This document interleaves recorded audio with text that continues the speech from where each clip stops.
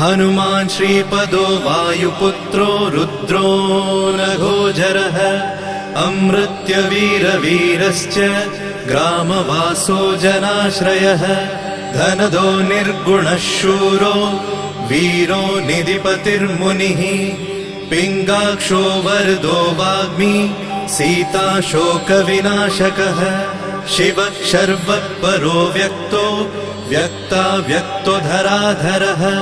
पिङ्गकेशः पिङ्गरोमा श्रुतिगम्यः सनातनः अनादिर्भगवान् देवो विश्वहेतुर्जनाश्रयः आरोग्यकर्ता विश्वेशो विश्वनाथो हरीश्वरः भर्गो रामो रामभक्तः कल्याणप्रकृतिस्थिरः विश्वम्भरो विश्वमूर्तिर्विश्वाकारश्च विश्वपः विश्वात्मा विश्वसेव्योऽथ विश्वो विश्वहरो रविः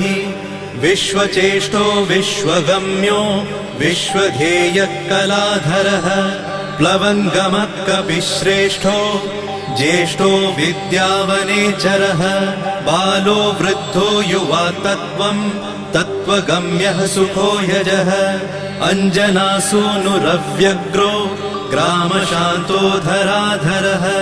भूर्भुवस्वर्मर्हलोको जनो लोकस्तको व्ययः सत्यमोकारगम्यश्च प्रणवो व्यापकोमलः शिवो धर्मप्रतिष्ठाता रामेष्ठफल्गुणप्रियः गोष्पदीकृतवाराशि पूर्णकामोधरापतिः रक्षोघ्नपुण्डरीकाक्ष शरणागतवत्सलः जानकी प्राणदाता च रक्षप्राणापहारकः पूर्णसत्त्वपीतवासा दिवाकरसमप्रभः द्रोणहर्ता शक्तिनेता शक्तिराक्षसमारकः रक्षोघ्नो रामदूतश्च शाकिनी जीवहारकः भुभुक्कारः तारातिर्गर्वपर्वतवेदनः हेतुर्मान् प्रांशुबीजं च विश्वभर्ता जगद्गुरुः जगत्त्राता जगन्नाथो जगदीशो जनेश्वरः जगत्पिता हरिश्रीशो गरुडस्मयभञ्जनः पार्थध्वजो वायुपुत्रो अमितपुच्छोऽमितप्रभः ब्रह्मपुच्छः परब्रह्म पुच्छो रामेष्ट एव च सुग्रीवादियुतो ज्ञानी वानरो वानरेश्वरः कल्पस्थायी चिरञ्जीवी प्रसन्नश्च सदाशिवः सन्मतिः सद्गतिर्भुक्ति मुक्तिदः कीर्तिदायकः कीर्तिः कीर्तिपदश्चैव समुद्रः श्रीपदः शिवः उदधिक्रमणो देवः संसारभयनाशनः वार्धिबन्धनकृद्विश्व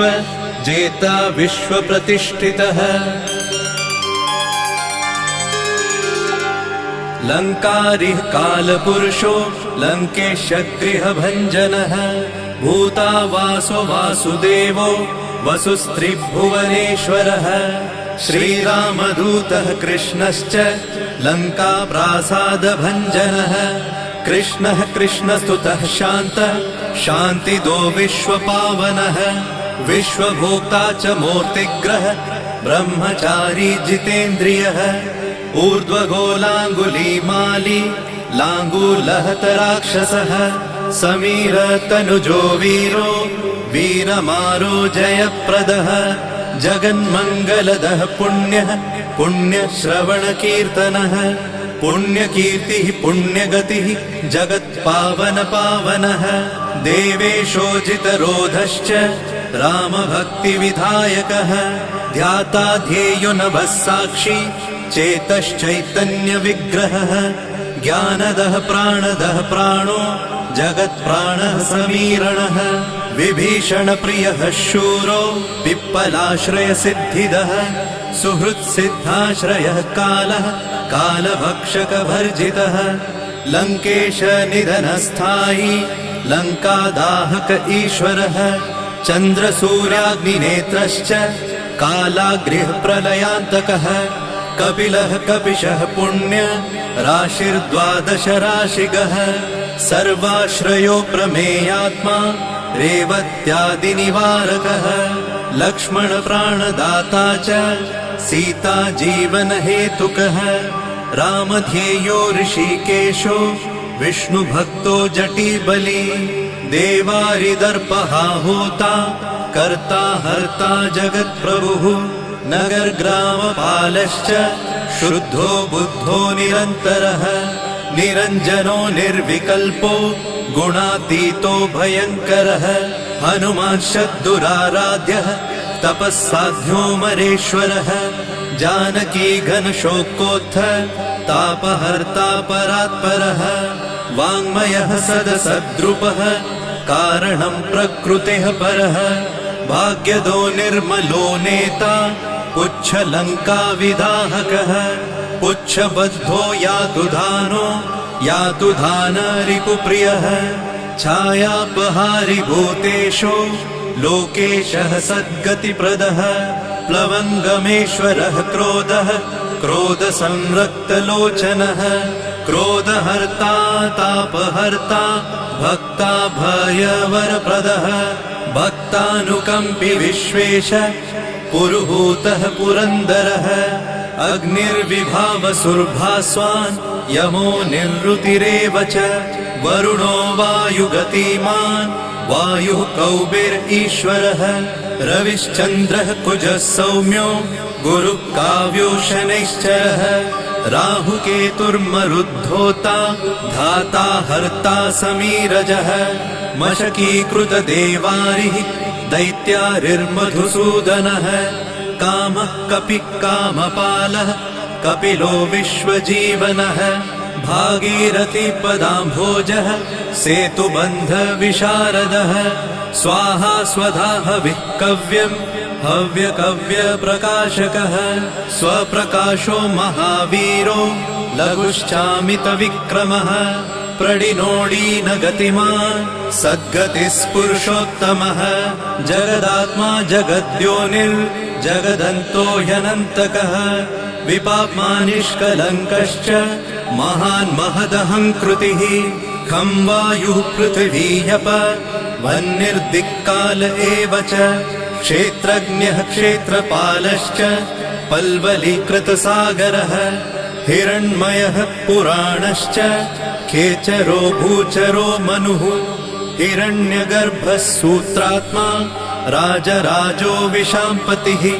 वेदान्तवेद्योगीतश्च वेदाङ्गपारगः प्रतिग्रामस्थितः साध्य स्फूर्तिदाता गुणाकरः नक्षत्रमालिभूतात्मा सुरभिकल्पपादपः चिन्तामणिर्गुणनिधिः प्रजापतिर्नुत्तमः पुण्यश्लोकः पुरारातिर्ज्योतिष्मान् शार्वरीपतिः किलिकिल्यारवत्रस्त भूतप्रेतपिशाचकः ऋणत्रयहरः सूक्ष्मः स्थूलः सर्वगतः पुमान् अपस्मारहरः स्मर्ते श्रुतिर्गाथा स्मृतिर्मनुः स्वर्गद्वारः प्रजाद्वारो मोक्षद्वारं कपीश्वरः नादरूपः परब्रह्म ब्रह्म ब्रह्मा पुरातनः एको नैको जनः शुक्ल स्वयं ज्योतिरनाकुलः ज्योतिर्ज्योतिरनादिश्च सात्विको राजसत्तमः तमोहर्ता निरालम्बो निराकारो गुणाकरः गुणाश्रयो गुणमयो बृहत्कायो बृहद्यशाः बृहद्धनुर्बृहत्पादो बृहन्मूर्धा बृहत्स्वनः बृहत्कर्णो बृहन्यासो बृहन्नेत्रो बृहद्गलः बृहद्यत्नो बृहच्चेष्टो बृहत्पुच्छो बृहत्करः बृहद्गतिर्बृहत्सेव्यो बृहल्लोकफलप्रदः बृहच्छक्तिर्बृहद्वाञ्छा फलदो बृहदीश्वरः बृहल्लोकनुतो द्रष्टा विद्यादाता जगद्गुरुः देवाचार्यः सत्यवादी ब्रह्मवादी कलाधरः सप्तपातालगामी च मलयाचलसंश्रयः उत्तराशास्थितः श्रीदो दिव्यौषधवशः खगः शाखामृगः कपीन्द्रश्च पुराणः श्रुतिसञ्चरः चतुरो ब्राह्मणो योगी योगगम्यः परात्परः अनादिनिधनो व्यासो वैकुण्ठः पृथिवीपतिः पराजितो जिताराशिः सदानन्दश्च ईशिता गोपालो गोपतिर्गोप्ता कलिः कालः परात्परः मनोवेगी सदा योगी संसारभयनाशनः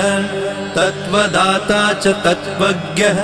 तत्त्वं तत्त्वप्रकाशकः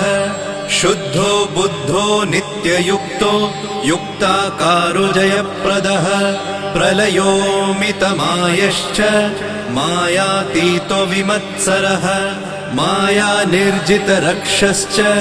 मायानिर्मितविश्वपः मायाश्रयश्च निर्लेपो मायानिर्वञ्चकसुखः सुखी सुखप्रदो नागो महेश कृतसंस्तवः महेश्वरः सत्यसन्धः शरभः कलिपावनः रसो रसज्ञसम्मानः तपश्चक्षुश्च भैरवः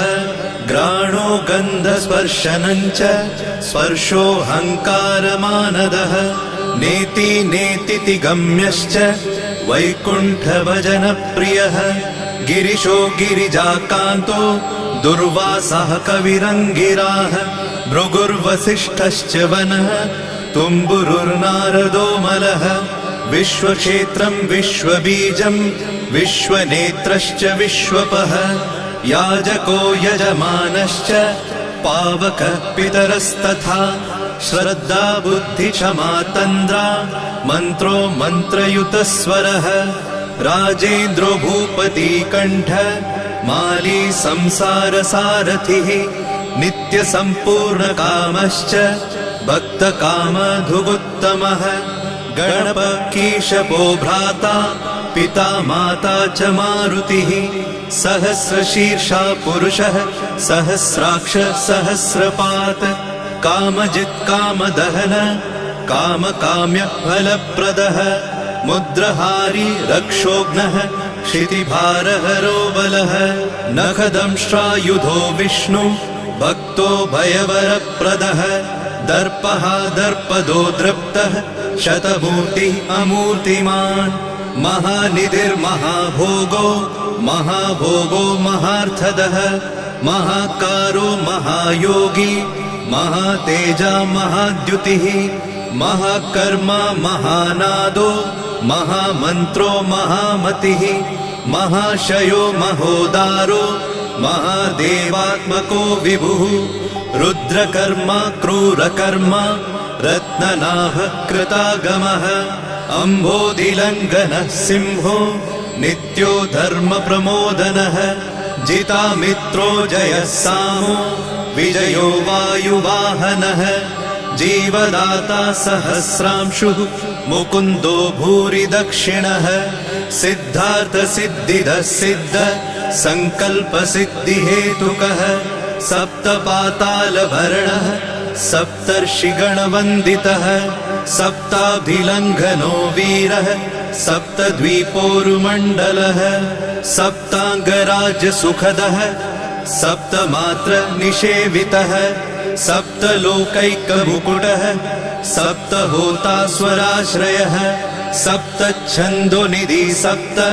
छन्द सप्तजनाश्रयः सप्तसामोपगीतश्च सप्तपातालसंश्रयः मेधाविकीर्तिदः शोक हरिदौर्भाग्यनाशनः सर्ववश्यकरो भर्गो दोषघ्नपुत्रपौत्रदः प्रतिवादी मुखस्तम्भो दुष्टचित्तप्रसादनः पराभिचारशमनो दुःखघ्नुबन्धमोक्षदः नवद्वारपुराधारो नवद्वारनिकेतनः नरनारायणस्तुत्यो नरनाथो महेश्वरः मेखली कवची खड्गी भ्राजिष्णुर्विष्णुसारथिः बहुयोजन विस्तीर्ण पुच्छ पुच्छ हतासुरः दुष्टग्रहनिहन्ता च पिशाचग्रहघातुकः बालग्रहविनाशी च धर्मो नेता कृपाकरः उग्रकृत्योग्रवेगश्च उग्रनेत्र शतक्रतुः शतमन्युस्तुतस्तुत्य महातेजो महाबलः समग्रगुणशाली च व्यग्रो रक्षो विनाशकः रक्षोघ्नहस्तु ब्रह्मेश श्रीधरो भक्तवत्सलः मेघनादो मेघरूपो मेघवृष्टिनिवारकः मेघजीवनहेतुश्च मेघश्यामो परात्मकः समीरतनयो बोधा तत्त्वविद्याविशारदः अमोघो मोघवृद्धिश्च इष्टदो निष्टनाशकः अर्थोऽनर्थापहारी च समर्थो रामसेवकः अर्ति धन्यसुरारातिः पुण्डरीकाक्ष आत्मभूः संकर्षणो विशुद्धात्मा